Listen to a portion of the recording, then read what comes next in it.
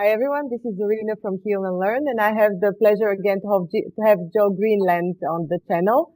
I must say that we had some impediments to try and start recording, and this is the second time it happened. So apparently there's a lot of energy going on before our recordings. And also I had a very weird sign before we tried to establish this connection. And this was an amazing rainbow that I saw outside, which was a complete one from one side of the ground to the other. What does that mean in ancient terms, Joe? In the ancient Uh, world? in the native, we call it the rainbow bridge. It's the connection to the higher realms from here to there, and we say the spirits walk across here and they go back there, and it's sort of a doorway in and out from some of the elders' teachings, what they taught me in the past. Mm-hmm. So I suppose it means that there was a doorway between the two of us, but but it took longer to open. Yeah, I don't know. It's lots of different things. I mean, there's with the native cultures, so many different cultures, and there's lots of different stories when it comes to the different things with even rainbows and knowledge, or from one end of the like in the east or the west where we are in BC, and then you go way over in the east and in the Crees. So legends and stories all vary, and nowadays everybody talks about the rainbow children and all these other kinds of things, and I think it's a really, really big thing. I mean, it's in lots of cultures, and I mean, you find it even in the Bible. They say when you see the rainbow, it's a sign of love from God, and that God is, it's something He's trying to help people to see. Hmm. And you mentioned very briefly that there's something special about this period right now, that there's a lot going on. Do you feel anything like that in the energies, or you haven't? Like in the past week? I found that the energies are really shifting a lot, and with astrology and other things, which I pay a lot of attention to, and I have friends all over the place that are also sensitive to energy, and talking with them and looking into different things that I'm aware of, you can feel the energies keep shifting and changing. For me too, it's internal and all kinds of other stuff, and just staying grounded and trying to be at peace with everything, because it's really easy just to let the mind start creating stories. So for me, it's just trying to find answers and seeing what is going on or why things are happening everywhere, because everybody is talking about stuff. Even in our meditation group, people are saying, yeah, lots of people, like, things are short circuiting and all kinds. I think people are maybe feeling the pressure or getting a little aggressive because the energy is uncomfortable. Hmm. And so this should lead us somewhere eventually, or or is it just a transition that comes and goes and it's a part of life, but it has no special meaning too? Or I think there are phases. I think everything has a phase. I think everybody, it's like if you took a battery and you charge it full of energy and then you put it into different machines. Some machines will use it up really fast. Some machines will use it very gradually and slowly over time. And I think everything has a certain point of learning. So when energy comes in and how you're dealing with it, if you allow it to work and teach and show you things, then it will go to a point where it cuts off and maybe you can learn from it. But if you're fighting and resisting it, you burn it up really fast, and then it just, you don't pay attention or allow yourself to learn the lesson or understand things. And that's where in Buddhism, when you're meditating, it's learning to become master of your mind. Everything in life is the same thing. There's even the different four seasons. Each one has its own period of time that it does things, or different parts of the world where things grow. Like where I come from in the Arctic, the season is June, July, August. That's where the birds come in, the plants all grow, and by the end of August, everything is frozen again. So it comes in really fast and goes out really fast.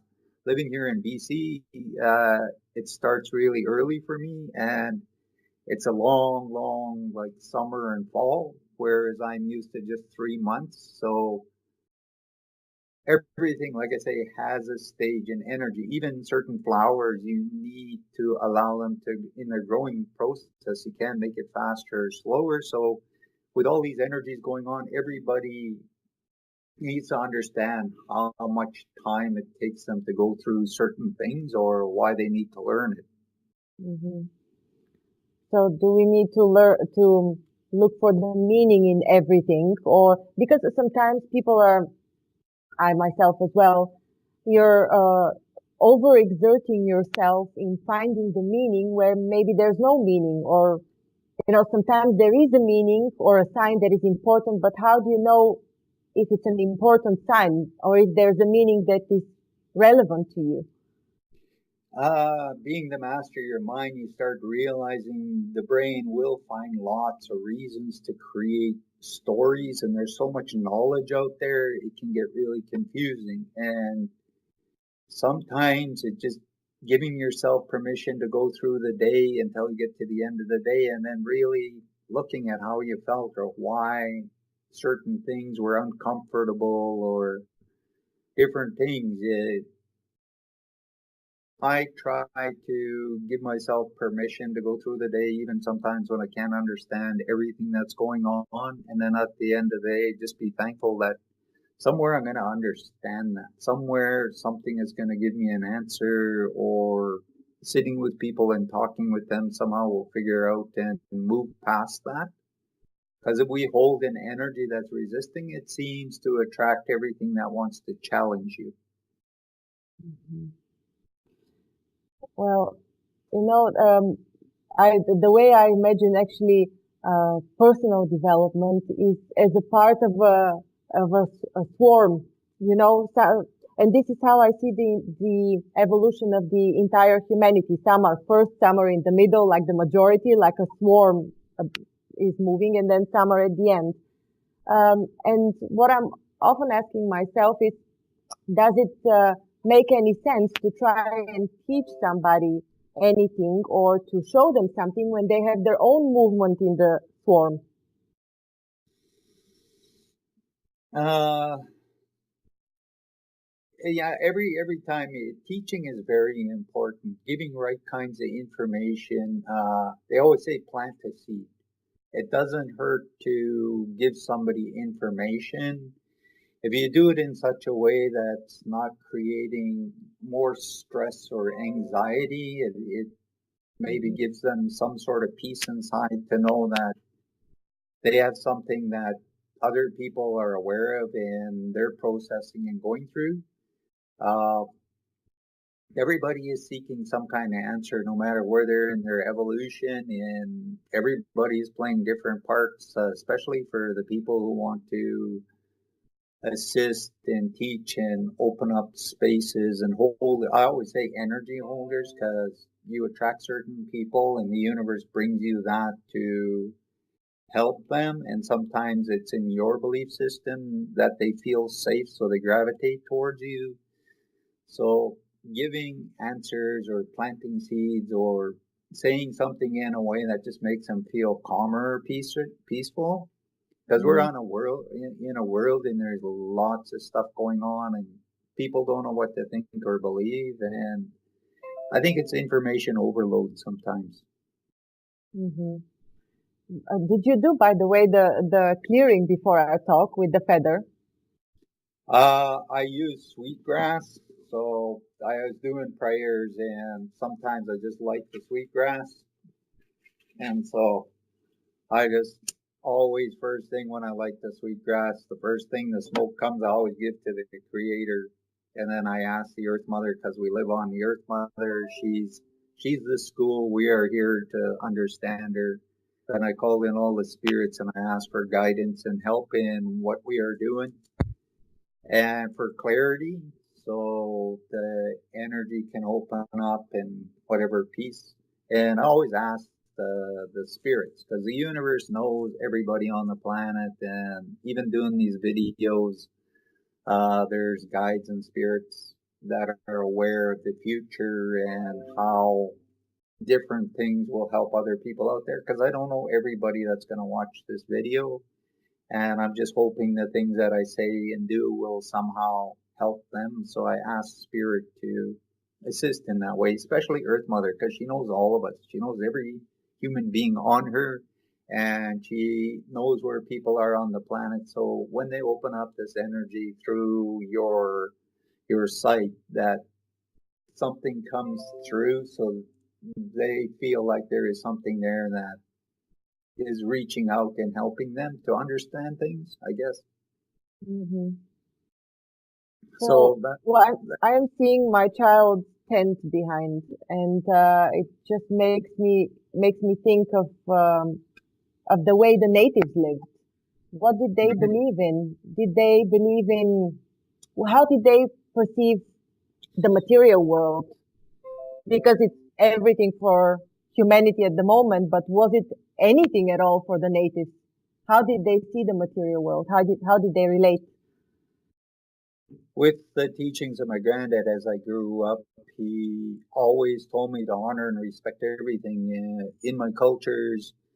Way in the Arctic, part of our understanding was everything is in four seasons, and everything comes in its time to assist. And we lived off the caribou in the winter, and then in the springtime we would go hunting and trapping and things. So we would go and get muskrats or beaver, and then once the water came, we would have ducks and other kinds of animals. And also fishing was really important. So everything came at a different time and always provided us.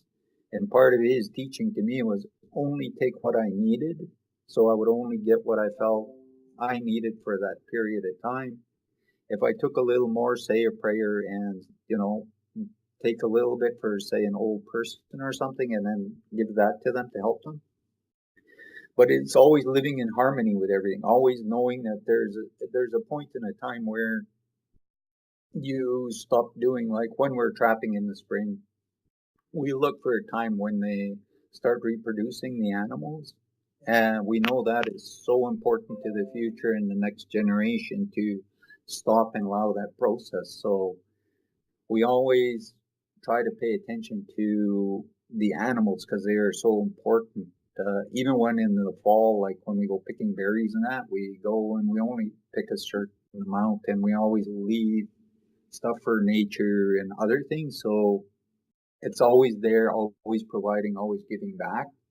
And I grew up in where there was still trapping in that, and then that sort of ended, and I had to start working and getting jobs and different things. So when the trapping way of life changed and ended, that really changed lots for my people and my culture in the Arctic. There's like people still trying to figure out, they're trying to go back to the living off the land. They're trying to teach the children and bring back the old ways. Mm-hmm.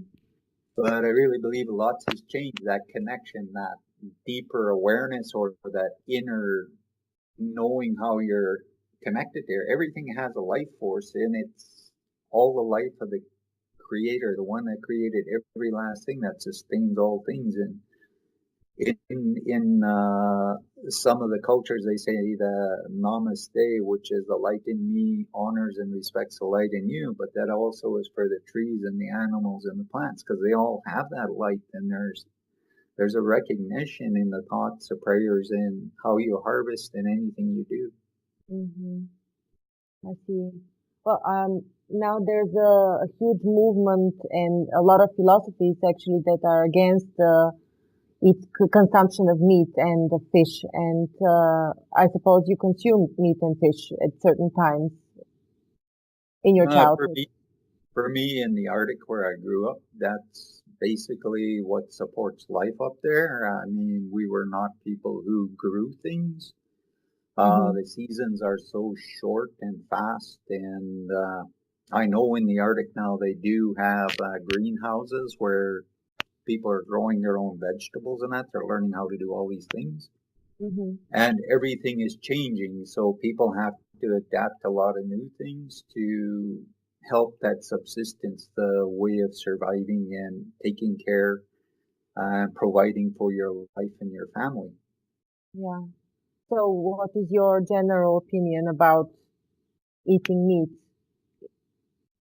Uh, for me, specifically, I accept that part of it. The Creator knew when I came here my path and a lot of, like, when we go hunting, some of the elders, even the medicine people, sometimes they're gonna go hunt for an elk or a deer or something. Especially medicine people, they'll find somebody to come hunting and they will pray and ask the animal if it will give itself so it can nourish his family and provide for the family. And they will use everything. So they do a prayer and they ask in a dream that if they can see where an animal will come in and offer itself. So, and then they do prayers and they try to use everything. And in every area, I think the people, it's all a decision and a choice, because taking plants, the same thing. The plant has a life force.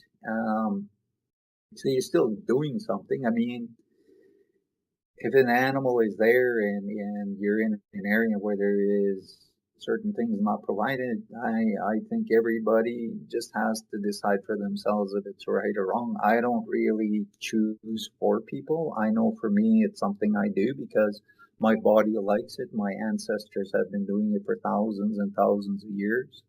Mm-hmm. And this is something my people live and practice. So I think it really just has to be in everybody as to the right and wrong. Because you see some children now growing up and they want to be vegetarians. They just choose it and they're okay with living that way. And some children will choose to have meat in their diet. And I think everybody's body sort of dictates things, and sometimes you need a little bit of everything there. And the Creator gave it to us on this planet to use. So it's how we all want to feel inside. I think it also has a lot to do with the belief that you have. Some people, for example, in southern India, don't eat meat. They're brought up to be vegetarian. And if you're brought up in Europe and you're used to the mixed diet, I read somewhere studies that I think the study was about Germany, that people who are vegetarian actually suffer more from psychological problems because, uh, for one, they see so much opposition from everywhere around them just because it's not accepted to be vegetarian or not as much. And so they feel outside pressure. It's really weird, but apparently this causes psychological problems. Or maybe there were too, this is what the article stated, maybe they were too, so to say, uptight in general that led them uh, to be extremely controlling about their food, but it also means that they're probably controlling in other areas of their life. Yeah, I believe that's a very big thing because I see that in a lot of places, but that's for each person to decide. I know what you're saying because I do try to read scientific studies and other kinds of things, trying to understand because everything is psychological. And uh, some people really believe in some way that if they're doing this, they're saving the planet, but it's causing so much stress and other things that sometimes their bodies are becoming unhealthy by forcing themselves to do something. Mm-hmm. And I think it's something that each person needs to look deep within themselves and find whatever they feel peaceful with, I guess. Mm-hmm. I understand. And the world is there's so much information, and everywhere you go, somebody else is pushing something. I've even had elders tell me I had to be vegetarian, and I'm like, but my body craves meat, and when I eat meat, my body is happy, it grounds, it feels nourished, and I feel like I'm fulfilled, and I'm thankful to the animal and everything else that provided that nourishment to keep. to keep my body healthy. And they told me how important and why I had to do this. And I'm like, I I feel if that really comes to a time that my body will just adjust and allow for it. But Mm-hmm. So for now, mm-hmm. I'm just okay with being the way I am because this is the way my body is. And I've tried different things. I've tried eating salads and other things, but my body still wants to be nourished with meat. So I don't see it as a negative. I try to be thankful every day for the things I consume because that helps my body to have the fuel to go through the day and feel happy and good about what it's doing. Mm-hmm. So I guess then it depends on the intent with which you consume the food. Very big time. I mean, that's why a long time ago, every culture, I mean, you always pray over everything. You always ask blessings. You always thank everything that you take from the earth or the animals or the ones from in the water. I mean, even when you take sap from trees or anything is to be thankful and connect with that because it's a life force. And when you honor that, that life force responds to you and it does something to help your body. Mm. So would you say that the intent with which you put food in yourself is actually more important than the actual food you put in yourself, or it really depends on your belief about how things work in your body? Because there are so many diets, so many nutritional methods, and everybody's so focused on their perfect image and in what they put in their body. And in the end, is this the most important thing? Do you think? What do you think? I think in a way when you do it with respect and honor and where it came from, I think it enhances whatever that energy is as it goes in your body. And I think that makes you feel more vibrant. I think your body is more in tune and absorbs that. So you feel more peaceful in being who you are because you're choosing these things. So I always feel it's very important to just say thank you. And sometimes it's all that's really needed is that energy and that changes something. There's a vibration. And a lot of people are so stressed out and paranoid in so many ways that they're not paying attention and they're not understanding. And that vibration goes off to the point where they don't feel grounded or happy anymore. Hmm. Yes, because I've noticed that when my child was very small, we were, it was our first child for me and my partner, and we were so stressed out that we would just eat out of stress in the evening, late in the evening, which is of course really bad. So we gained so much weight until we finally things come down, and then we're able to eat consciously because when you're stressed, you tend to, some people tend not to eat, but most of the people actually tend to comfort themselves with food. Yeah, Yeah. it's a big thing. I find myself doing stuff like that too, and then you catch yourself. And like I say, everything has energy and time frames. There's learning. Sometimes you're drawn into something and it distracts, takes over for a period of time in your life. And so things go a little out of balance. You realize you try to bring it back into balance. It's that trying to keep things in balance is, I think we really put way too much stress into it. So we forget how to enjoy things. Mm-hmm. Children, they just go by instinct. If you watch a little child go into the kitchen, he's going to feel something. And if it's something he wants, he's going to pick it up and consume it. It's going to make him feel very happy. And he only needs a very little bit of this and that. And you watch him just happy and he's not just sitting down focused on one specific kind of thing or stressing if it's right or wrong. He Mm. just sort of senses. And I think we all have that inner sense of those things, even from our ancestors. Some of this stuff that our ancestors ate has been thousands and thousands of years, and it's so important because our cells and our bodies are programmed. So when you put that in, it gets really happy and it understands, recognizes, and absorbs everything from it. And when you put new things into the body, sometimes it causes a stress in things, and it changes the way your body works. Like I've never eaten horseradish when I was back home, and I moved to the city, and I was working for a guy, and he says, "Well, let's go for a sandwich." And he says, "What do you want for a sandwich?" And I told him, and I went and sat down. He says, "Oh, just get it, have a seat." And I didn't know he asked them to put horseradish onto this sandwich, is something I'd never eaten. Mm. And so I went and ate it. And later on, I was like, something in that is not making me feel good. So I went over and I asked him, I'm like, what was in that sandwich? Because I think I asked for some kind of a beef sandwich or something. And he thought maybe I really liked horseradish, so he had them put it on. And I thought it was like mayonnaise or something. But later on, my stomach just didn't understand what was this. And every time we went to the place to have sandwich again, I was like, make sure you don't put any horseradish, because it didn't make me feel good, and my body didn't understand what it needed to do. So my stomach got irritated, and it took about 4 days before I started feeling good again. So, and there's so much food from all over the world, and we want to try it all. But they always say the best thing and for your health and everything is to eat the food in your area from 50-mile radius to 100-mile radius around you, because it Yeah. all vibrates in that energy, and it's the highest energy that will sustain you and create that happiness in that energy you live in. Mm-hmm. What if you live somewhere else but not in the place where you're born? Uh, that's one of the things I've been looking inside myself for about a year now. Because back home, like I say, we live on the caribou.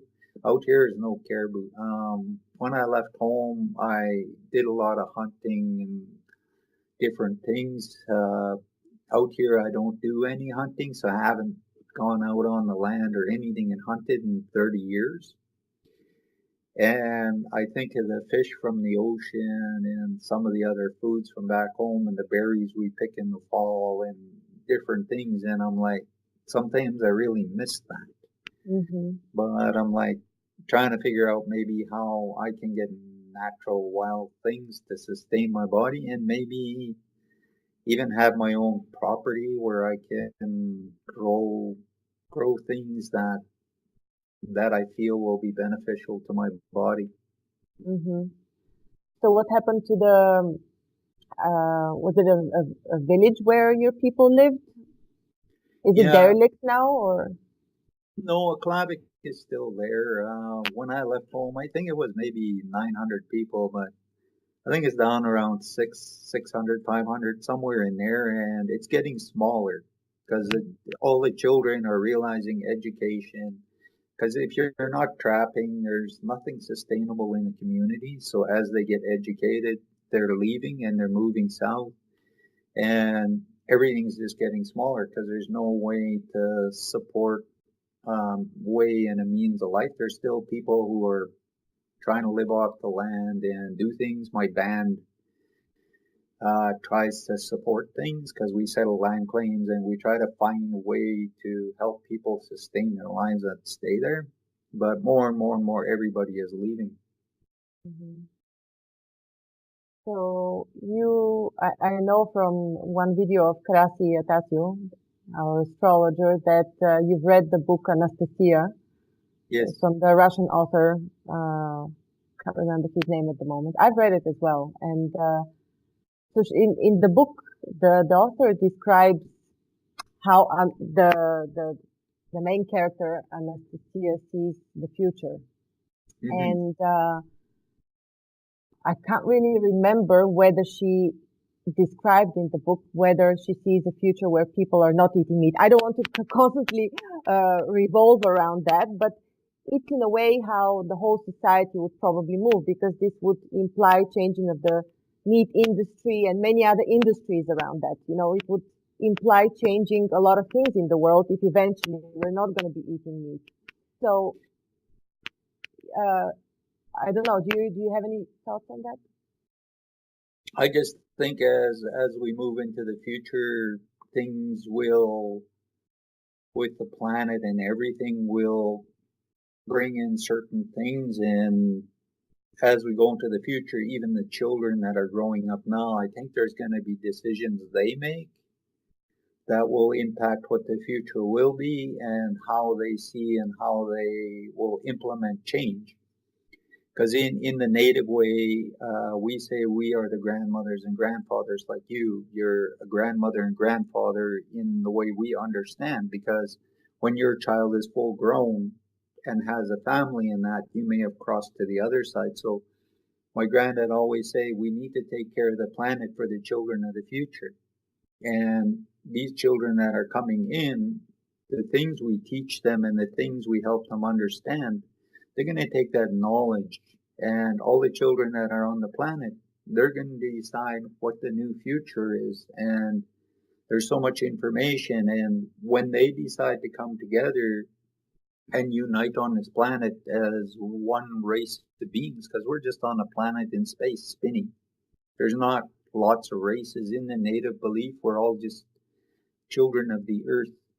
And so these children, when they're in the future and they become the grandmothers and grandfathers, their thoughts and the decisions they all united and chose is going to be the things that will develop us, and how we decide to nourish ourselves and how we decide to do things. So it's going to be a big impact on them, because we will pass the earth on to them. So how much good are we doing to try to help that, or learn to pass on as much information that they will make use of? Because stuff they feel is not going to really work or benefit, they're going to remove. And cycles like these go on. There's been many cycles with the planet and cultures and everything. At certain points, the culture or race of beings make decisions and they bring big changes within their whole system. But I really believe we're going to unite all over the planet and recognize we're just one big family on a ball that floats in space. So did you, in your native beliefs, did you discuss any other worlds or any other, I wouldn't say like aliens even? Did you have any beliefs about aliens? Yeah, my granddad believed in all of that. He always believed there were beings in the universe from other worlds and places that had a lot of knowledge, that were loving, and they checked on the planet and they helped. Also, that there are many different things, and I think we all have awarenesses and knowledge. It's trying to understand, to see it, to recognize it, because we all see from different aspects. My granddad would, as a child, he would always look at things. He would sit by the fire, was one of the favorite things, and he'd have me sit beside him. And he would say some prayers sometimes, and he put tobacco into the fire and ask if there was something he could see in the future. And he would try to tell me the stuff he was seeing. And he would always tell me, one day you will see this. And as I grew up through my life, these were things that I was shown. There's a lot of elders that I sat with, pre-Indians and others, that had stories and legends from the beings from other worlds and how they come and how they help us. And some of them are still part of our ceremonies. The Hopi, the Navajo, and that they recognize the blue Kachina. There's a planet coming, and they say they're our brothers and our sisters, and they're going to come and help the planet to become even more. There's an elder that we say the Seven Sisters, which is the Big Dipper. And when we do ceremonies and that, we say there's a planet there, and those beings link with us in this ceremony, and they come in and they help us. The Big Dipper, is this the Pleiades? The Pleiades, or what is the? I'm not sure. Well, but the okay. Big Dipper right on the end of the Big Dipper is the North Star. Okay. So when you look at I have to look Big it up. Dipper, North Star, Okay. I think it's Urus. Urus in astrology in the stars, so it's the bear. Yeah. And the Big Dipper is there. Okay. So we say that. I know with the Australian Aborigines too, I think they say they link with the Pleiades or Sirius because there's other planets and worlds, they say, in that star system. I think all cultures have the knowledge of brothers and sisters from the universe. Uh, Down in the States where Anasazi means the ancient ones and the cliff dwellings, they were a race of beings, and they say they evolved and they moved on, and they're going to come back. The stories are going to come back, and there are brothers and sisters who have gone to these more enlightened, and when the time is ready, they're going to come back and help us. And so there's so many stories, and it's what you choose and want to believe. And I believe there's a lot of good there, and I'm always trying to find these answers or search and look for these things. Okay. Well, And I anything like else you? Anastasia. I like Anastasia's books because she's got lots of beautiful things in those books. Yeah, true. I read them long ago, more than 10 years, maybe even 15 years. But I still remember them. It's a fascinating thing. There was a big movement Yes, following the coming of the books. Yeah.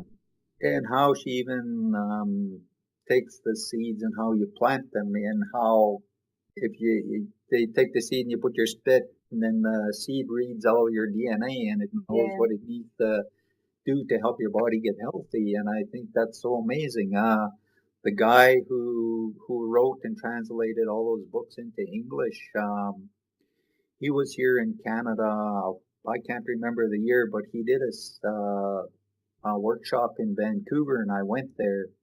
And in Russia, they created schools around these books where the children are teaching one another. There's no teachers, and they're building things, and they're teaching one another mathematics and everything.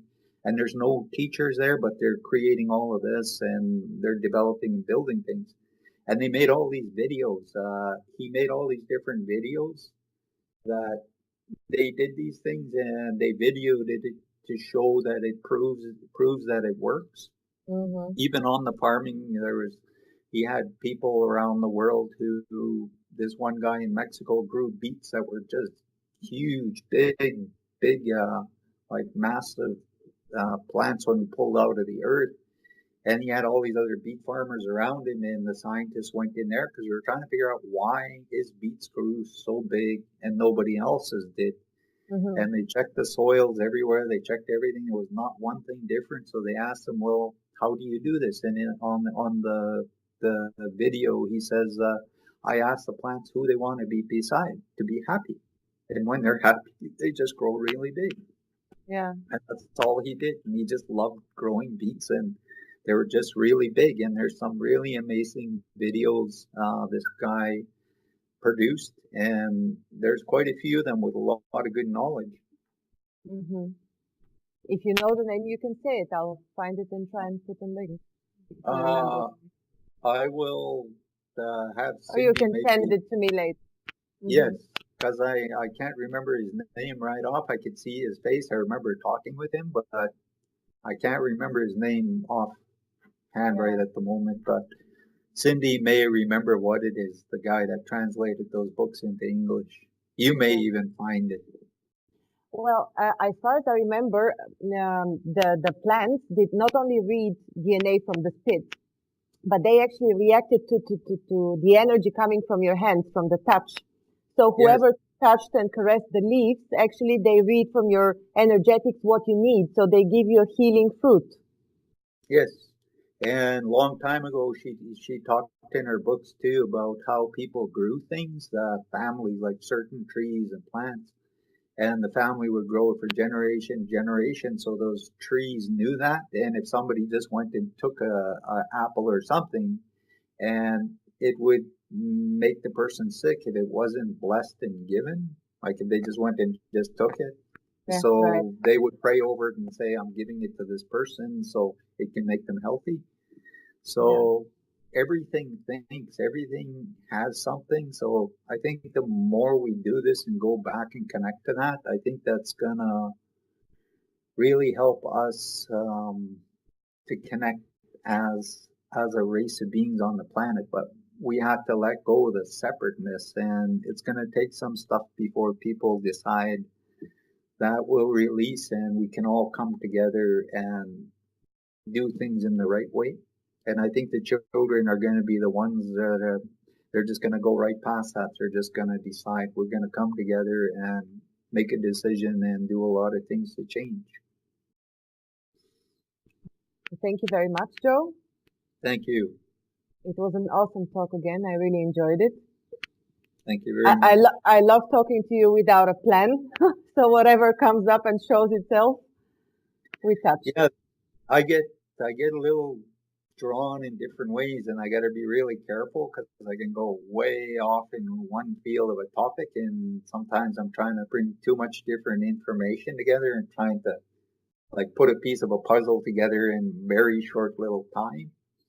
And it's like going through all my memories in and out different ways, or connecting stuff that when I sat with a medicine man or other things, and trying to put it together in a way that will make sense for people that are listening. Exactly. It will make sense for the one who needs it in their own way. Yes. Okay. Thank you very much. Thank you again.